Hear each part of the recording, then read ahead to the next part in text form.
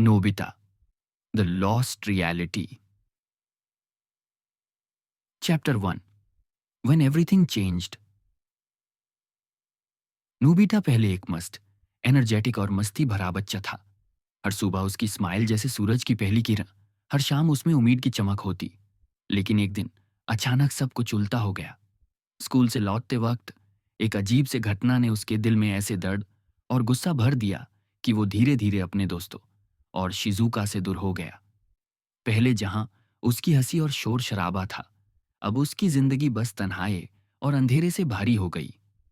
घर पर माँ बार बार पूछती, बेटा क्या हुआ, तुम इतने उदास क्यों हो? पर नूबिता सिर्फ चुप रहता। उसकी आंखों में एक गहरी उदासी और नाराजगी दिखती थी। स्कूल में भी दोस्तों को उसका नया अंदाज समझ नहीं आता था।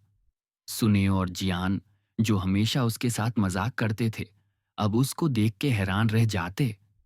नूबिता अब अपने इमोशंस को छुपाए बैठा था, जैसे कोई रहस्य उसके अंदर घुसा हो। उस दिन से नूबिता की जिंदगी में मजा कहाँ रहा?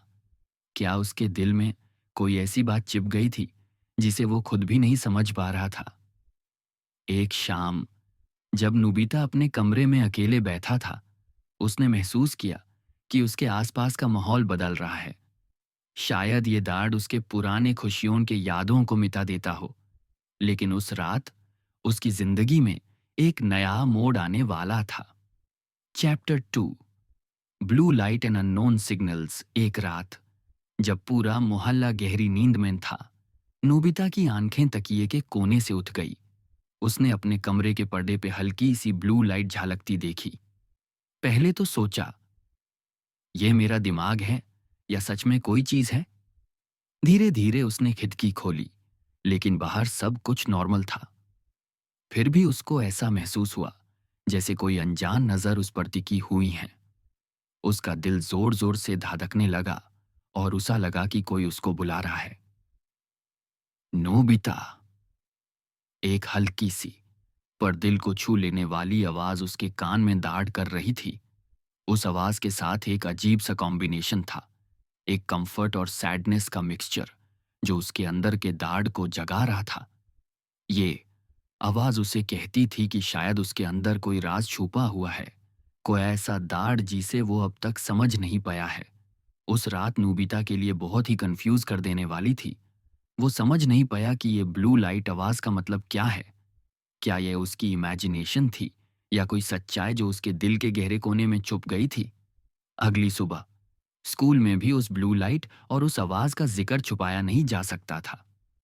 जब सुनेयो ने पूछा, यार तुम आज इतने शांत क्यों हो, क्या कोई प्रॉब्लम है? नोबिता ने सिर्फ अपने आप को संभलते हुए कोई जवाब नहीं दिया। उसके दोस्तों को उसके चेहरे पे दाग दिखता था जो पहले कभी नहीं था।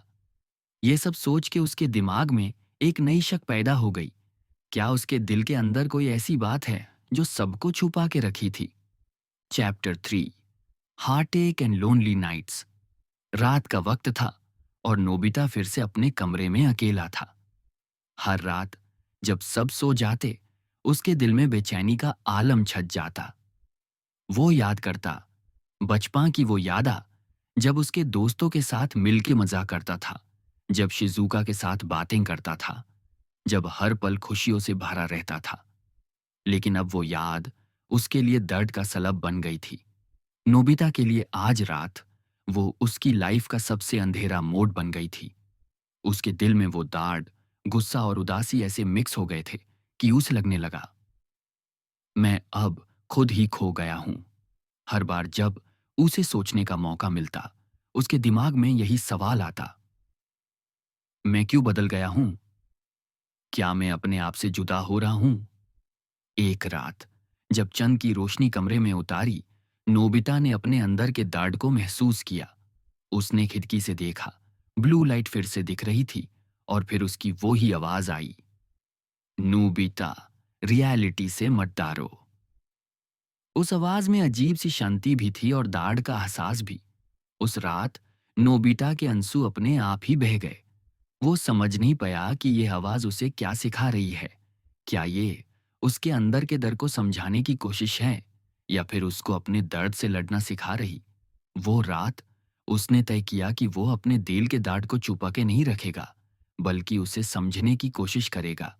लेकिन इस सफर में उसको कितनी मुश्किलें झेलनी पड़ेंगी, कोई अंदाजा नहीं था। Chapter 4, unknown paths and new characters. अगला कुछ दिनों में, जब नोबिता अपने दुख के साए में फंसा था, उसकी जिंदगी में एक नया किरदार आया।